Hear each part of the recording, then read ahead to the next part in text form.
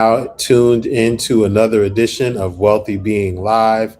I am your co-host, TMR Woodford, with our Hi there, co-host, Aneem. Aneem. How's it going? Hey, Aneem. How's it going? It's going well. It's going well. We're right into spring and it's feeling good. I'm back to riding my bike on the belt line and That's awesome. life is grand. I heard the Beltline it gets a little crowded these days or this time of the year. I don't ride on that part of the belt line anymore. Okay. For obvious reasons. If Yeah. you check me out on social media, you'll see me. I used to just feel like I was riding on Atlanta streets, and now I'm cursing people out for, doing silly things when they know people are riding bikes and stuff. But yeah, it's crowded. It's turned into a gridlock catastrophe with people who are drunk. They need to make signs like Yeah. for how to behave, where to walk, where not to walk, watch your back. Yeah. And it's unfortunate we have to get to the, well, I'm not from here, so let me not say we, but it's unfortunate you have to get to the point where you have to like inform people how to act in public spaces and things like that. But Yeah, the thing is, when you get to the point where it's as crowded as it is, you have people walking, you have people drinking, consuming alcohol, yeah. and then you have people on bikes like me that would be going 15, 20 miles an hour, or you have people on motorbikes and motor scooters. Yeah, it gets dangerous, Yeah. you know. And without going too deep into that, I remember it was last year I had a young lady who was on a scooter ride straight into my bike, and she was drunk. Like you could see it Oh was my all over goodness. her. And I'm like, I saw her coming. I'm like, she's not gonna hit me, right? So I just kind of stopped, and she bam. I'm like, It's scary. You can't even ride peacefully. it's all good. But okay, so we're not here for the mental health Yeah. ramifications of the Beltline, but we are here to talk today about the importance of mental health. Yeah. Yeah. There, I think this is something that you and I have been talking about for a long time since I think that's how we connected is based around this sort of importance of mental health, particularly in our community. And some of the things that we talked about, right? We talked about the loneliness epidemic. We talked about sort of these other concerns, anxiety, depression, all those are ramifications of like why it's so important to have these conversations in a public space, right? In a public forum. So Yeah. where do we even start, right? It's so much, right? Yeah. Go for it. Well, I think the beginning is really with our grandparents and our parents, Mhm. because the reality is, although this is a conversation we're having a lot more today, it was really taboo 30, 40, 50, 80 years ago. Yeah, And I won't even say it was taboo, it wasn't a topic, yeah, you absolutely. know? Yeah, And it's evident, a shout out to the older generation, my grandparents, great grandparents, because you did a lot without guidelines and guardrails to show you where to go, where not to go, and you did the best you could. However, when I look even into my own family, and there are people who don't talk to one another because of little family feuds, and mhm, people who curse each other out and literally curse each other mhm, because of some mental or emotional difficulty they had towards someone. you know it's sad, yeah, and it also highlights and reveals the need of having great conflict resolution skills. yeah, yeah. you And know I don't, and I think conflict resolution is definitely something that a lot of us could benefit from. But also, like how we speak about our families and how it's a taboo topic. Many people didn't or don't still have the tools, if you will, to just navigate life stressors that are thrown at them. And I think when we think about mental health, and I think we've had this conversation about this as well, mental health, there are things that feed into it positively and there are things that feed into it negatively, right? And so when we get to this place where we're like overly consumed with the negative and we're feeling really bad, we're feeling really sort of down on ourselves, and we don't know what direction to go in, right? Because of the taboo-ness of like talking, getting help or seeking services, like that keeps a lot of people from thriving in some sense and getting the support that they need to get out of this situation. And oftentimes, because of the taboo, we suffer in silence. We struggle alone, and we further decompensate, and that becomes a new normal, right? And it doesn't necessarily have to be the case in most instances. And I remember particularly. My husband was listening to some podcast, Cameron and Mace or something like that. They were talking about mental health. Some NBA player did some, I don't know. I don't really keep up with it. But the way Cameron was framing mental health, like it was like a choice almost, I was kind of like disgusted, for lack of a better term. And it was really disturbing to see how even still in 2026, our brothers and sisters are framing mental health and framing it as an individual problem, and like it's like basically weakness, and like just snap out of it. You got millions of dollars, you shouldn't have a problem. Like that was literally the episode. And I'm just like, what is going on here? We're taking a step backwards. Tell that to Robin Williams and what was the chef's name? Oh, Gordon, no, Bourdain, something, Anthony Yeah, Bourdain. Anthony Yeah. Bourdain. And money does not equate to mental health. In fact, the lack of money can impact mental health, but having a bunch of money and access to things without mental health can be just as bad. And it's interesting that you bring up that podcast, because in the community, especially among men, mental health is still very taboo to this day, right? That event that you invited me to, all the people in that room, I was the only male health professional, out of all those people in the room. The only other man was a cameraman. And we beefing with him right now. It's no different in school, even going through school to become a therapist and to work in the field of mental health and learning as a practitioner different skills. There are men there, but the numbers, we might be 3%. Yeah. Right.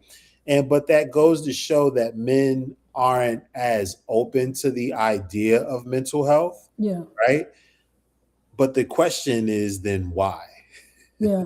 Well, I think if I'm being honest, right, why men probably don't come to this field is because of money, right? If I'm being honest with you, men typically, well, I'm not a man, but I think you can speak to this, but I think typically you all have been trained to follow and pursue fields and industries that produce a lot of money. And so therapy has been historically known to not pay the very best per se. And so like I think that's part of the reason we see like a sort of abysmal numbers in terms of like male representation in the field, but also you add another layer for Black men, right? It could be their own traumas. It could be like not necessarily seeing their selves in other providers, right? I think there's something to be said about having representation in the field and like people kind of using that as a sort of path to kind of enter the field or feel welcomed into the space, right? When you see others that are doing this work or doing it or that look like you. And so I think unfortunately with Black men in the field, the odds are sort of stacked up against you in many ways, and the representation isn't nearly there. Because when you think about, I'm a licensed clinical social worker, Black women make up, I think I saw a number 20%, I might be too high, 14% or something like that. You take Black men, and the number almost drastically declines to like 4 or 5%. And so we still got a long way to go as a field to attract more quality Black men into this field to get more people the help that they need. You hit a few points there. Money. So funny thing is, when I thought of this field, I didn't think about the money.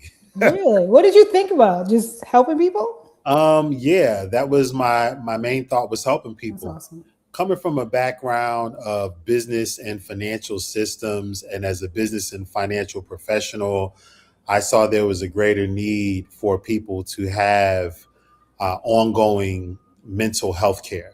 Yeah. And even with all the money and all the businesses, the stumbling block for most people still, to me, appeared to be mental health. Absolutely. And although, like you're saying, there isn't historically a lot of money here, that's why we're supposed to innovate wherever we're working. If we're looking toward what everybody else is doing, which is another sign of poor mental health, right? and we're only doing things for the money, and we're not looking at overall value and Mm. how we can add value, then we're not doing the best that we can do. And that says more about us. For Yeah. example, you created a card game. That Mm. card game will most likely make you more money than you ever would off of your career in mental health, Let's because claim that. innovated something with an idea, creating a resource that would provide a need fulfilled, Yeah. that would fulfill a particular need. So, the problem isn't so much as the money. I don't think men really think about that. However, I do Mm. know that mental health is taboo when it comes to men, Yeah. know, and oftentimes maybe because men are not as open to someone telling them about themselves or opening up, because when you get therapy, you have to open up about who you are. Yeah. Have to be receptive to therapy. So that means you have to be open, and you have to be willing to give and be candid and receptive and open about who you are and what you're going to through, and your pain points and your problems. So that speaks to a whole nother issue. Yeah.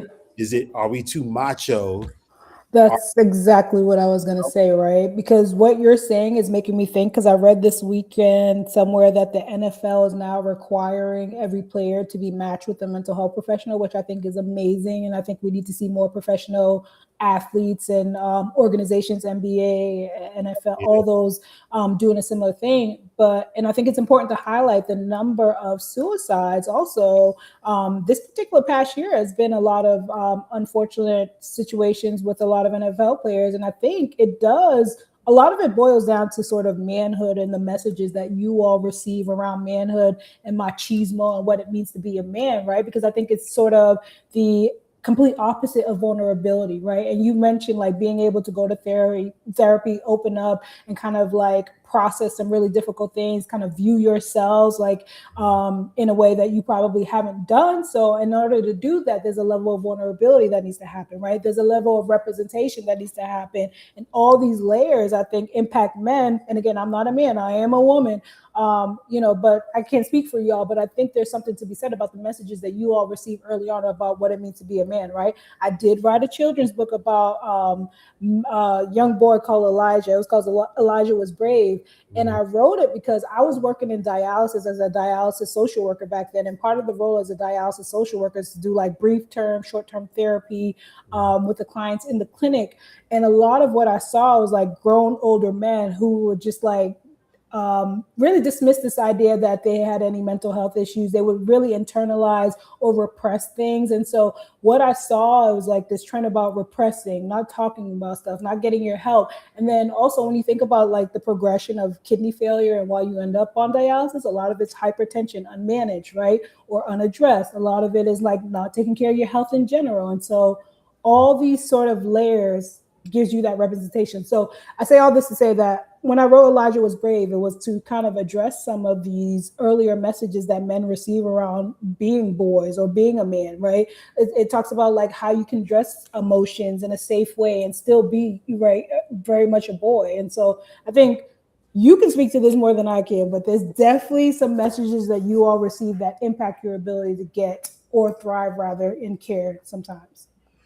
Yes. I mean, having grown up in this society and been impacted to some degree by the perception and perspective of what others think is manly or how a man should behave, it was a stressor, Mm. like, because between people at school and friends and etc., you have all of these different groups with their own perception that they're projecting onto you. Yeah. However, that's exactly when the leader who you are is supposed to stand forward, Mm. because there's nothing more, I'm going to say, for lack of a better word in this instance, masculine than leading, you know? And so if we're allowing someone else's perception and perspective of who we are, determine who we are and what we're open to and how we deal with life, then maybe we're not as manly as we think we are. Yeah. Just because someone thinks they don't like your shoes or they think your shoes are feminine, what are you going to wear different shoes? Yeah. You're going to walk around with this bravado thinking that you have to be a certain way to be a man. You got to drive a big truck. You know what I'm saying? Like, you got to have the big guns, Yeah. like Ugh. that make you a man? No. Which now, unfortunately, is making me think. I don't know if you heard about the news of that young woman, the vice mayor in Coral Springs, Florida, the young Haitian American woman, was murdered by her husband.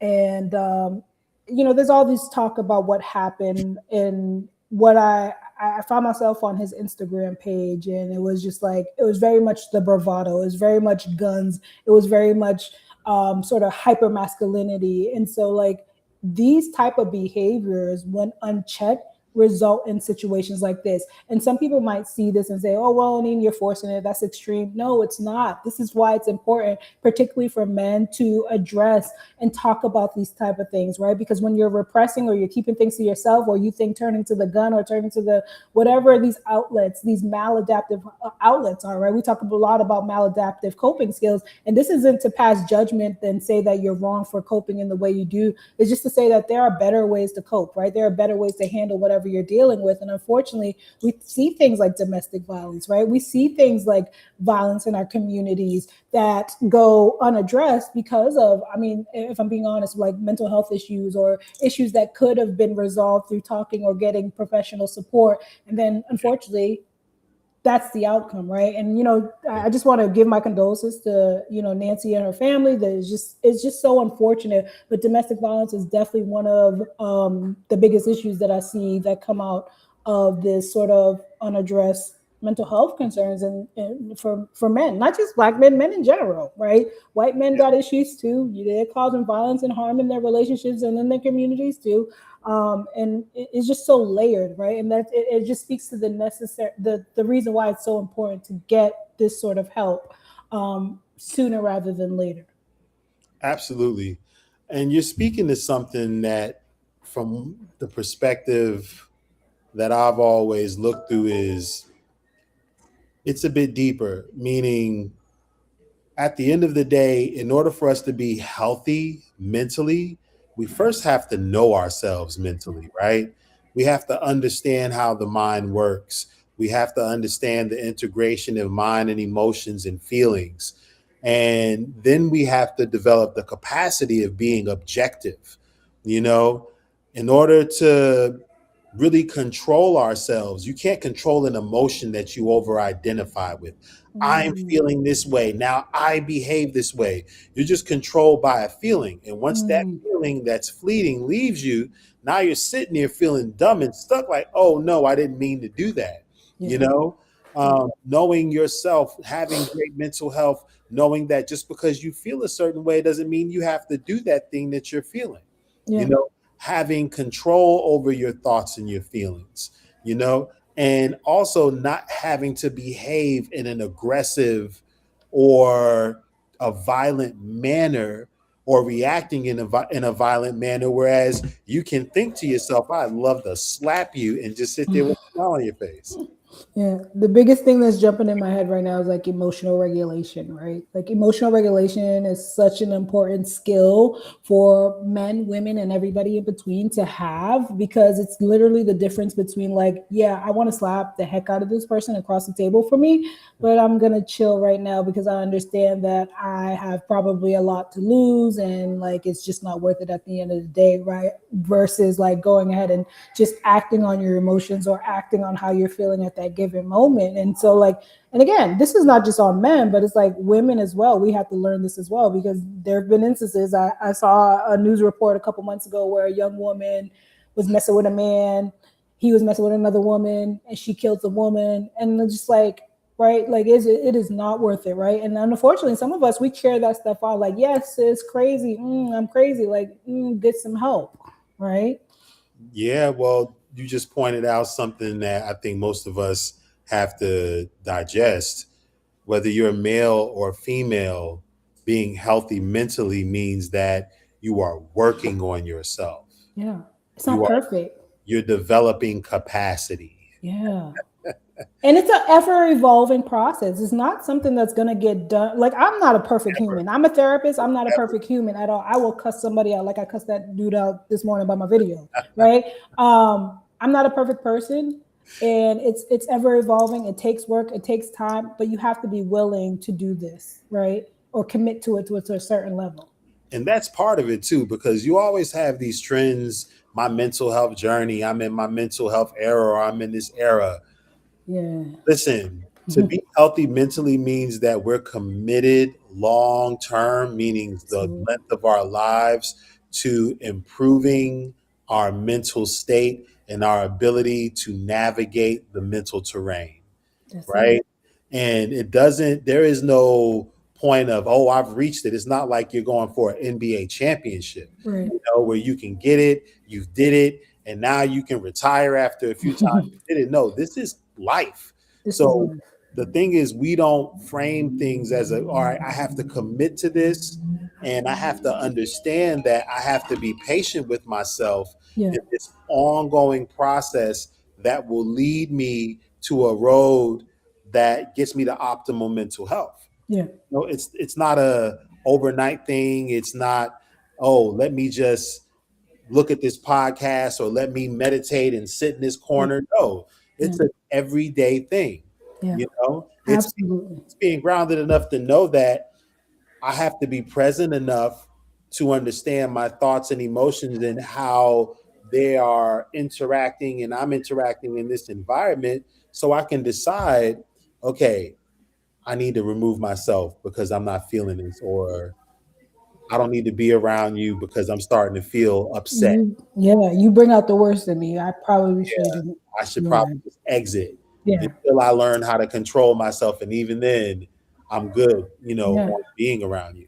Yeah, and you mentioned like optimum mental health, right? Even that is subjective, right? The level at which I function in is probably not the same level as you, and vice versa, and that is okay. Find where you need to figure out what works for you, and like you also mentioned, like this sort of like over trending of like mental health, and like I get the movement, right? I get we want to normalize it. I get we want to have larger conversations, but we can't compare our journeys to other people, right? That's the number one way to get yourself like messed up in this process.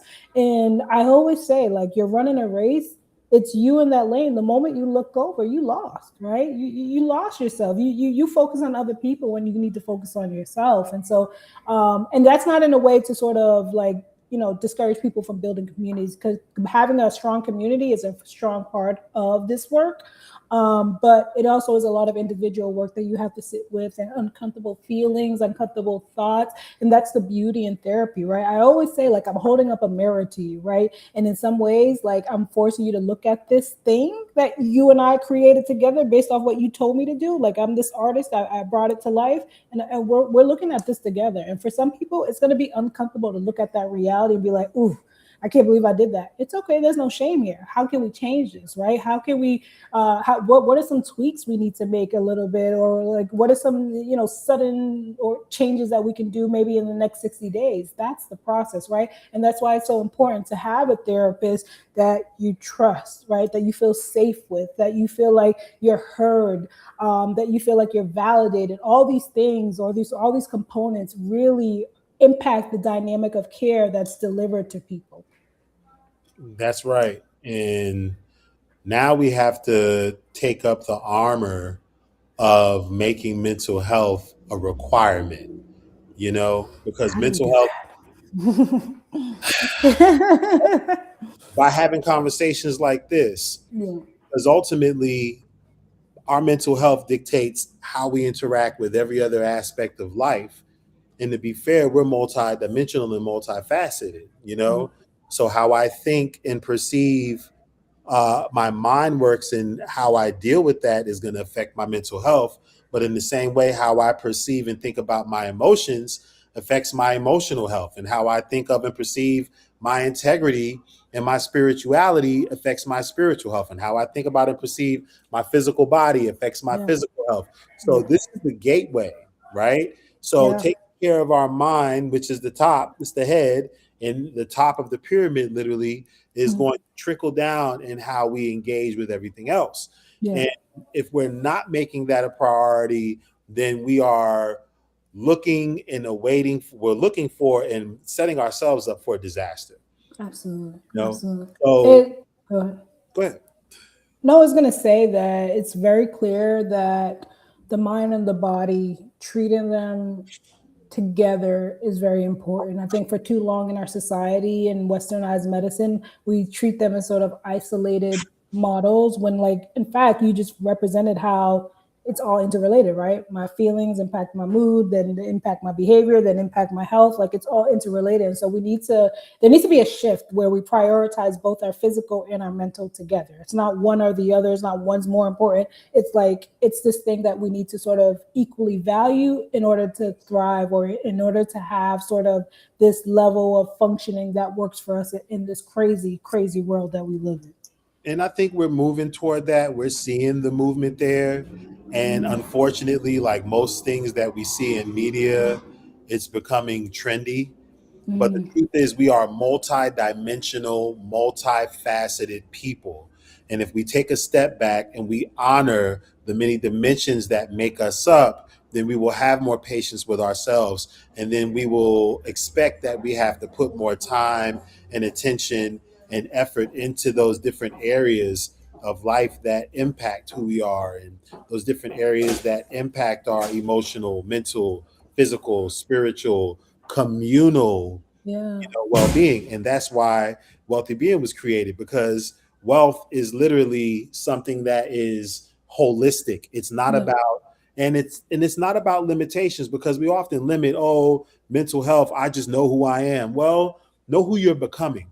Mm, Because if it's not flexible, if there's not a growth metric mm, in there, then typically it's not healthy. You can determine health by how flexible and elastic something is. And if yeah, your body is brittle and you're not flexible, then you're physically not healthy. If your mind is brittle and you're inflexible, then you're mentally not healthy. And the same yeah, thing goes with every other aspect of ourselves. absolutely, So absolutely.